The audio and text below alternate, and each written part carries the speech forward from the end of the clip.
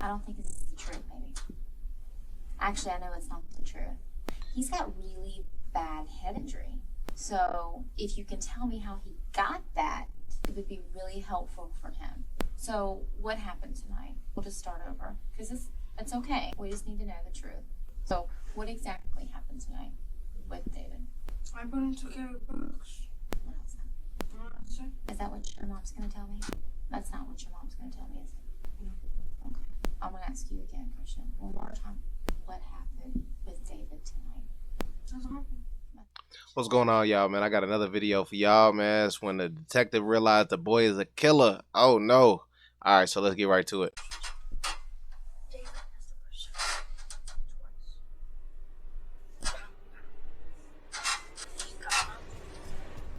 Well, I turn this up. Is 13-year-old Christian Fernandez, a boy raised in a house of horror. Neglect by his parents and What do you say? Let's restart that. Push him twice.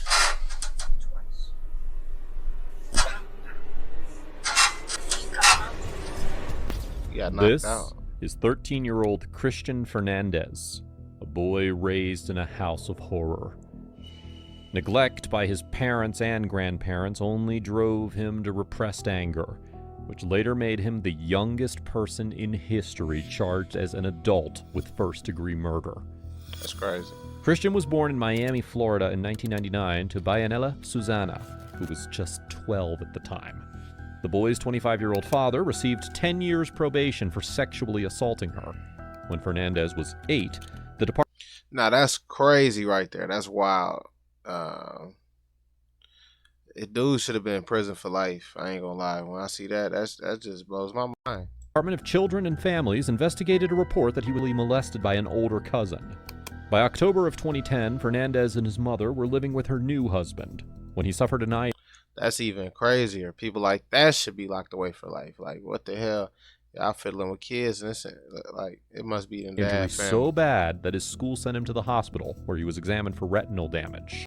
Just in case y'all didn't know, that stuff runs in families. Like, if it's somebody who be touching and stuff like that, like, I'm not saying every case, but sometimes it run in families. So just know that. Fernandez told officers that his stepfather had punched him. When officers went to the family's apartment, they found the stepfather dead from a self-inflicted gunshot wound. Wow. But on June 3rd, 2011, deputies were called to the apartment. Fernandez's baby brother, David, was dead inside. Oh, After wow. the police found blood on his shirt, they decided to interrogate him on what happened that day. Now, looking at the room placement, you can tell that this looks like a high-pressure environment, as he's made to sit in a corner against a detective. Yeah. However, the detective decides to use the child's innocence to turn this interrogation into a conversation. Oh, you're 13 now? Mm-hmm. Oh, okay. So you're 13 years old.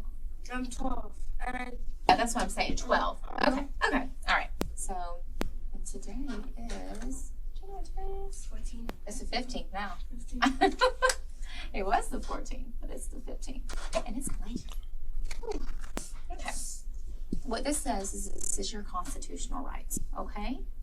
And this is what I'm going to read it to you, okay? And I just need you to sign here that you understand it. I mean, what? Come on now. What 12-year-old knows what their constitutional rights mean if you give it to them on a piece of paper? Even if you explain it in layman's terms, they still might not know what it means. Like, how? I don't understand that right there. You have nice cursive. My son's working on his. I mean, Oh, it's good. I was a smart Do you have to write 12-year-old. anything in cursive at school? I knew the gist of it. If you give me the write everything in gist. cursive at school? No? Now, from the start, we have to give props to Detective Nichelle Soleg for being so calm and engaging in her responses, considering that this is such a complex case.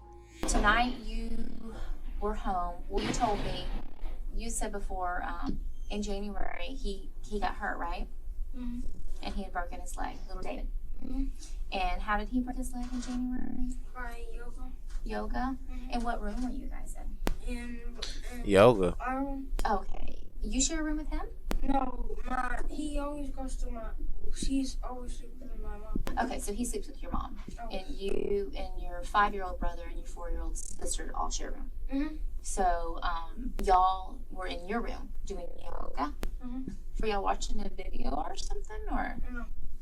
So what exactly happened that day in January? That I put his legs to in back of his butt. Okay, like how? Can you show me? I mean, you probably can't. Flexible, but how did you do his legs? Like the Indian stuff. Like the Indians do? So, like, did you put, like, the leg behind his neck, or how did you do it? Like in the floor behind him. Oh, so like kind of like a reverse Indian style? Mm-hmm. So, like, you put the legs behind him? Mm-hmm. Were y'all watching that on TV or something? No. Where'd you see that at? In the book. And where? In the book. You still have that book? No. Where did that book come from? From when I was in Miami. Oh, Miami, okay. Who else was in the room when that happened? Me and him. Just y'all two? Mm-hmm. Where was your mom at? I think she was taking my boys to school. So, okay. Officer, Oh, there we go. what the hell type of Indian book was that? A torture Yeah. book? I know he doesn't really look like your brother, but you can show me with the doll how he did that. You want to show? So he was sitting like this, and then how did you do his legs so we can understand what happened? Like this. And then what else did you do with his little legs? And like this. And that's it. You pushed him back. Mm-hmm. You didn't twist the leg up or anything, or What do you mean like no? I don't know. I'm asking like exactly what you did. Show me again what you did. like this? Oh, okay. Okay. Okay. Did you hear a snap or something? Did you hear a pop? Well, sort of. Yeah. And what happened then?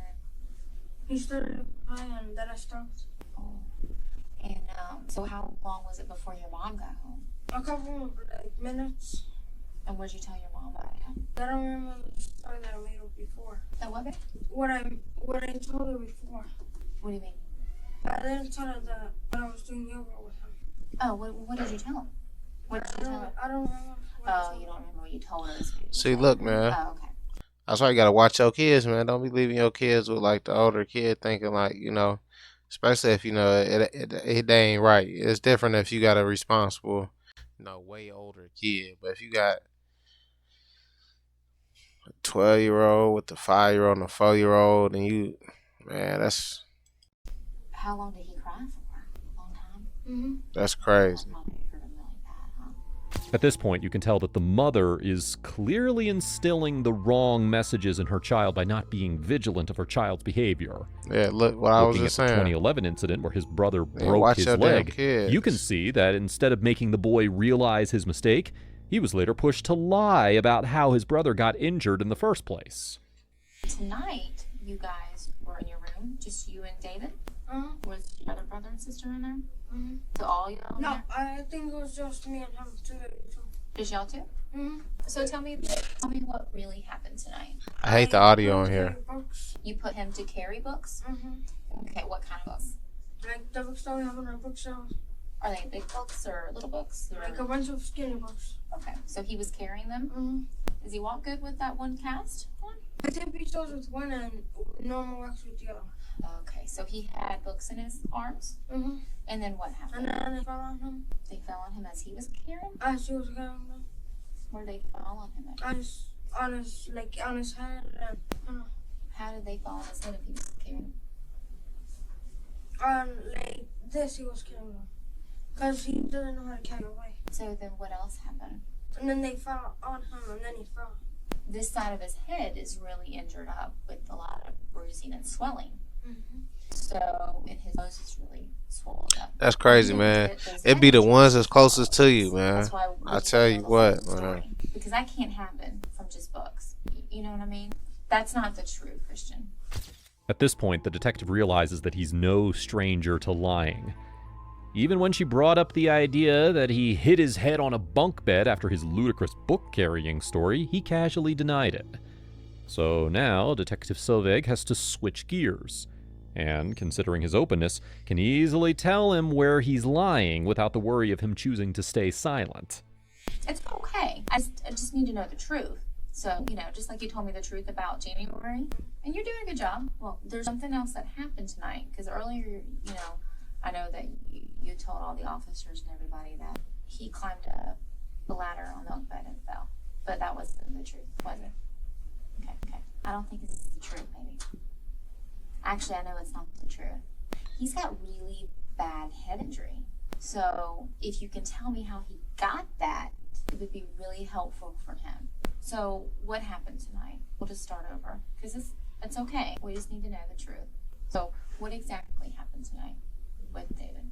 I put him to carry books. What else? Is that what your mom's going to tell me? That's not what your mom's going to tell me, is it? No. Okay. I'm going to ask you again, Christian, one more time. What happened with David tonight? That's not happening. That's not what happened. The detective is now trying to empathize with him in this situation as a way to get him to confess. She also brought up that while he's in this interrogation room telling her that he got injured from carrying books, he told the officers earlier that his brother climbed up on the ladder on the bunk bed and he fell. An inconsistency like this only makes him more guilty. So, to get to the truth, the detective will now give this boy an emotional perspective of the situation. You have to be honest with yourself, too. And you need to be honest for little Davy's sake. Davy's not feeling too good right now, okay? He deserves for you to tell us the truth. Because then I'm going to go and I'm going to ask your mom, too. But I don't think that's what your mom's going to tell me. And I don't think that's what your little brother and sister are going to tell me either. I'm going to give you the opportunity to tell me, okay? So let's just take a deep breath and tell me, when you and David were in the room together tonight, what happened? You can tell me. You can tell me, okay? You can tell by the boy's downward gaze and silence that he's starting to feel guilty, especially when the detective brings up little Davy. Now, while this is effective in interrogation for adults, some vulnerable individuals can sometimes feel the emotional burden too much, and they might end up making a false confession. But, considering that his current lie is that his baby brother hurt himself from carrying books, it's without a doubt that he's hiding something and is very close to confessing. And at this point, the smartest, or in some cases the riskiest thing a detective can do, is to say the word that the detective wants the other person to say. Did you push him down? So what happened to him? Did you slam him down? What do you mean so? Like on the ground? No. Or what happened to him? Like them. Well, just tell me what happened to David. Tell me the truth. And that way you don't have to lie anymore. You don't have to make up stories. Okay? And if you tell the truth, so just tell me exactly what happened. Tell me what happened, sweetie. What are you scared of? I'm just scared of telling me. I know. I can see it. Did your mom do Listen, something that's about fucked it? up, man. That the boy really did it. Okay. And see, you're getting there. It's okay. Just need you to tell me. Okay? What did you do to David tonight? It's okay. You don't want to sit there. Tell me what happened. I'd rather hear it from you than your mom. Do you feel bad about what happened tonight? I wonder if he That was killed the hard. daddy too, Yes. or the stepdaddy, or whoever it If we was. do things that are wrong, Christian, and we feel bad about it, okay? Okay. So tell me what happened tonight. I pushed him against a bookshelf Okay. Where's the bookshelf at in the room? in front of my sister's bed. And how did you push him in it? Like, what was he doing for you to push him? Nothing. Why'd you push him? Were you angry about something? Yes. What were you angry about? No, my stepdad did it to me. Oh, your stepdad did to you? Is that what you said? Why were you angry about that tonight? Because I was thinking a lot. Is there a reason why him? No. Is this because he was there? Yes. How many times did you push him into the shelf? Twice. You pushed him pretty hard. Well, what do you think? Did you push him pretty hard? What'd you say to him? You say bad words to him? Yeah. What'd you say to I him? didn't say anything to him. So, what shelf did he hit it? Where did he hit it on the bookshelf? On the first one, Can you show me with the doll how you pushed him into the shelf? by his head. So, show me with the doll how you. Like push it and Okay. So you pushed him with your hand into the shelf. Well, did he cry or did he just? yeah, he cried. Did he pass out and go to sleep? Did he do that right away? I right away that I hit him twice. Is that all that happened tonight? So how did all the blood get everywhere in the room? Because when I was dragging him to his bed, I actually carried him Okay. To what bed? to my brother's bed. What the bottom fuck? bunk? Okay. So you carried him to the bottom bunk, and where was he bleeding from? From his nose. Okay. I'm not sure if he said he carried him or he killed him. No. His mouth was bleeding. And just like that, the boy confessed to pushing his brother into his father's bookshelf twice. Interestingly, you may have noticed that the detective goes from heavy questions to mild questions as soon as she gets a heavy answer from the boy. Like after he said he pushed him into his father's bookshelf, she immediately redirected him by inquiring about the bookshelf. 2 mild answers later, he confessed the heavy truth, which is great work from the detective. That's Now, crazy. during this horrific incident, you might be wondering where the parents were. So let's see about that. How long was he like that before you told your mom? I told my mom right away, but I didn't tell her what happened. I told her something else. What did you tell her? That he got hit with that. Did she believe you? Yes. And your little brother and sister weren't in the room when it happened? No. What was your mom doing when this happened? I don't know. Okay. Maybe I'm driving. Was she home or no? Where was she at? See, look. Taking my brother to school. I mean, I'm not sure where she was. But she wasn't home when it happened? No. Did she make you babysit your brothers and sisters a lot? But not a lot. Okay. So you stay at home with them a lot. I mean, not a lot, but you babysit them. Okay. But when I'm babysitting, they always stay together. The three of them. But where were the other two tonight when your mom was gone? Louis was still with me and Yanni was with my mom. So just you and David were in the No, room? me and my sister. Okay, so your other brother was with your mom. Okay, so your sister was in the living room and David was in the room with you. Okay. Did That's you call crazy. your mom as soon as it happened? That Or shit's did sad, you- man. That make me sad, man. I Like, realized what I'd done. So you realized it was her. And how long did it take her to get home? that shit crazy, man. And what did she do when she came home? She cleaned them, and then she went to the hospital. Cleaned them and changed his clothes. She cleaned him and changed his clothes? Well, I think she changed his clothes because I was in. I didn't see him after. Was she crying? So you said that she got on the computer before she went to the hospital? No, she was on the phone on the computer. Okay. You know what she was looking up? No. According to the reports, Christian called her around 9 a.m., and his mother didn't call the doctor nor take the toddler to the hospital until about 5:25 p.m. Even then, as her son lay bleeding in the other room, she surfed the internet, downloaded music, and made some medical-related searches with the keywords concussion and unconscious for hours. Not to mention What that she the left hell, her man? 5-year-old with her 12-year-old, who had already shown signs of anger towards his little brother. Did your mom tell you I ain't gonna lie, man. different when They need to Like, put she- this but lady She didn't know it was me that did it. where it hurt. so I'm she, sure now. These type people. This man. is actually a good They shouldn't sign be of free. ignorant parenting. As a 12-year-old, Christian had no idea that doing something like that would harm his little brother. It's only when parents are vigilant of their children's interactions that they can educate them on what is right and what is wrong. He had no idea that he'd break his brother's bone by doing what he calls the Indian. In fact, when David fell unconscious, Christian picked him up and laid him in his bed.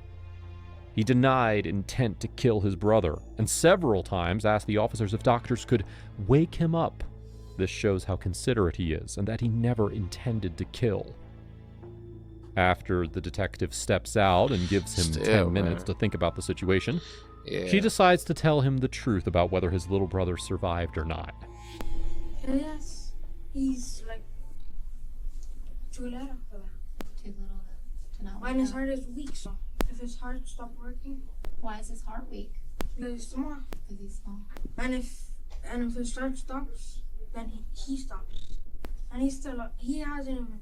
And he has never done that before. He's never done that before. No, before. Is that why you knew it was bad? Because I've never done it before. I've seen my cousin do it, but that's how he sleeps. Because he has had that a lot of times. Has he? So that's why he sleeps like that. But David has never done it, so I'm worried.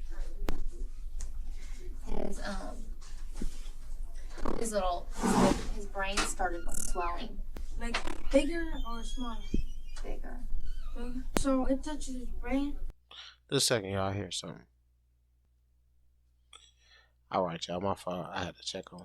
So his head, It's not good.